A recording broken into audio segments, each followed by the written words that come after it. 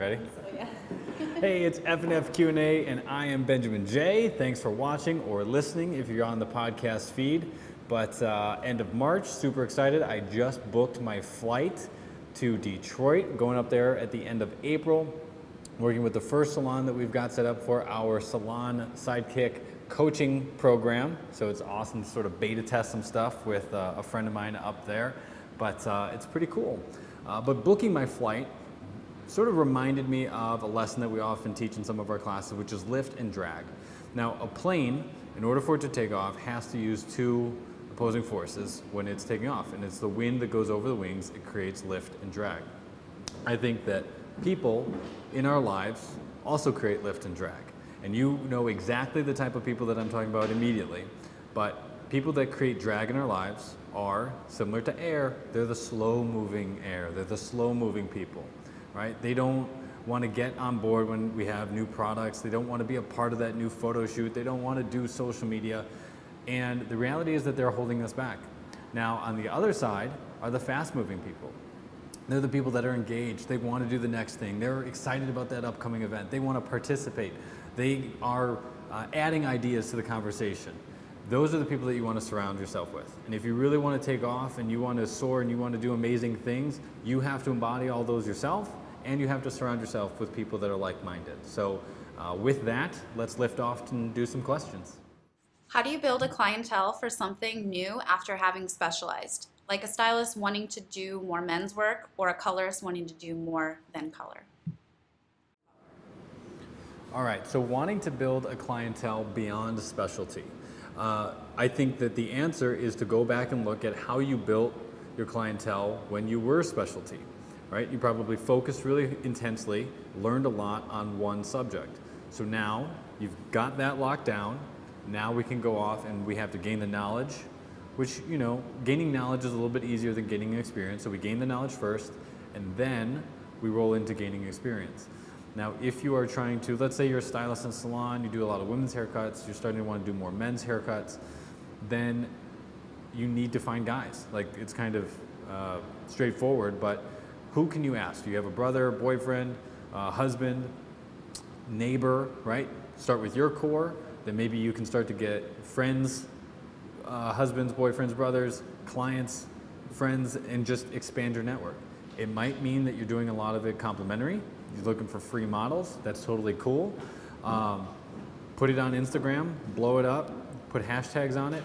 It's actually easier today to expand out of specialty than what it was doing it the old school way, where you had to only rely on person-to-person, word of mouth, and take out newspaper ads or whatever. Like that's gone. Like it's all about trying to create content around the new thing that you are excited about.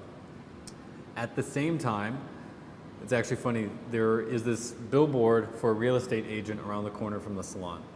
And in big letters it says, I don't know what her name is, but Lauren, your West Loop Chicago specialist. And it's a really nice looking billboard. She's standing there, she looks like a good professional.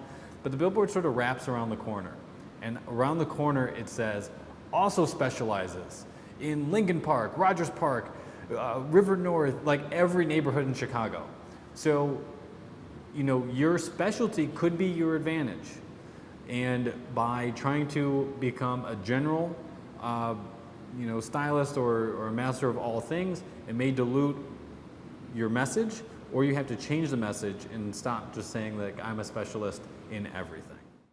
I'm looking for a new product line and having difficulty finding a line not sold from the manufacturer's website or Amazon. Any suggestions? This is really just how retail is today. Okay, every company is trying to expand their channels and trying to get their product into the hands of more consumers. And when we think about product being diverted, the only thing that's been diverted has been our attention.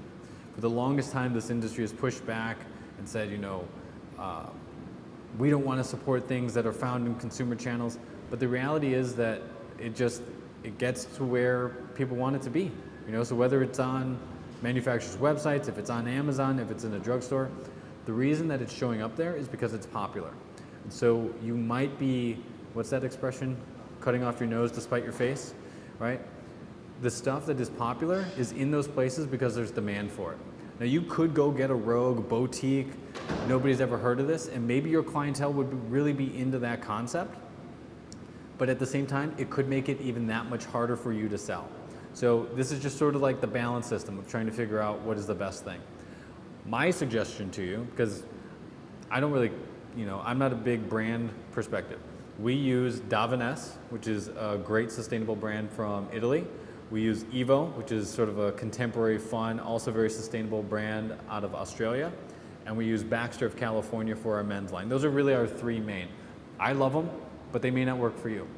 What you need to do is you need to decide, what is your brand? Is your brand classic? Is your brand very contemporary? Try and figure out on that spectrum where you are. And then in terms of the price of your services, where do you feel like you fit within your market? Are you a low priced? Are you high priced? So if you were really contemporary and low priced, you'd need to find a brand that fits that. If you were really classic but very high end, you need to find a brand that fits that. And so I think that when you do that, you'll find the right fit for your client, but don't worry about where else it's sold, because ultimately it still comes down to your recommendation, your curation, and your direction giving it to your guest. I've had a hard time finding a marketing company that really gets our industry. The ones I've tried have such a cliche view. Do you have suggestions on fresh, exciting ideas? I have the freshest ideas ever.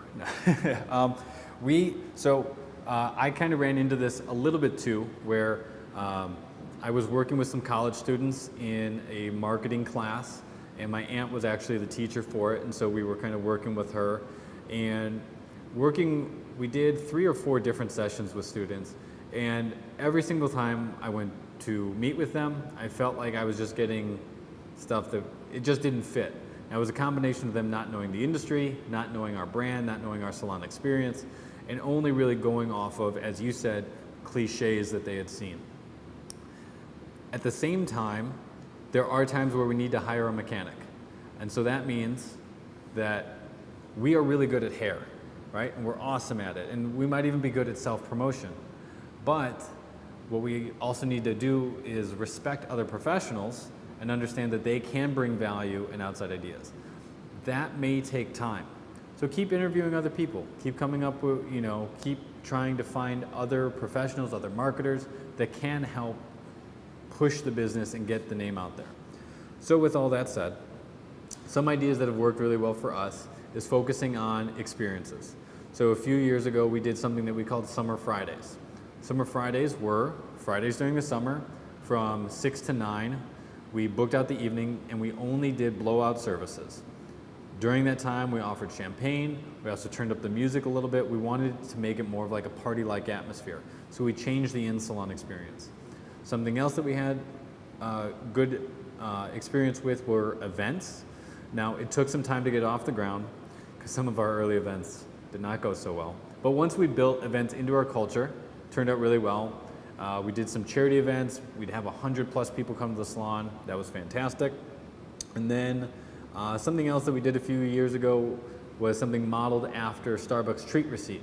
And so for the people that were getting color services, we gave them a card that allowed them to come back for complimentary treatment with a blow dry purchase, and they had to come in within, I think it was like 2 or 3 weeks, trying to double the frequency of guests that were already getting color services. So there's 3 ideas for you right off the top, but again, sometimes it's best to look outside the industry to get ideas from people that aren't in it day to day. When you have a team meeting, what are some things you make sure you cover? So for our town halls, the way that I structure them and break everything down is into the same way that we think about our curriculum. So we've got culture. So in culture, I want to make sure that we celebrate people that are doing fantastic stuff, whether it's top numbers or just doing awesome hair, whatever it is, we want to find time to celebrate it. During numbers, we want to make sure that we're going over our past successes, also setting up what our goals are going to be for the next month or 2 months. Within branding, we're going to be talking about our initiatives, our promotions, any sort of social media guide that we're doing, anything that people are having a lot of success with, we go over that. We tend to have built all of our town halls into also education days. So This year we're really focusing on color. So every time we've had a town hall, we've also had a color class. What else do we do? We also have a section just for like structure and odds and ends. But I'll tell you, the biggest thing is if you don't have anything for a town hall, don't have a town hall. Because the worst thing that you can do is waste your team's time. And if you don't have enough content, then there's no point in bringing everybody together. Right now, we have a team of 23, I think.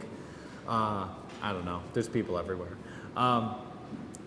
But I don't want to waste 23 people's time if I don't have a message for them. And so last year, just before the holidays, we had the day scheduled. And what I realized was, at that point, everything was going really well. We had just gone through our menu increase, so we had just done that. And the only real thing that we had to do was talk about our holiday promotions. And I really didn't think that having everybody come in to just talk about what are in our holiday kits was really worth it. So I put together this nice little PDF, this flyer. I messaged it to everybody. I said, please enjoy your Monday before we get into the busy holiday season. And I think that everybody actually appreciated that more than being dragged in. So those are things that I do, and those are things that I don't. But I think that those will help you with effective team communication. So that was it. Those 4 questions. This was FFQA 56.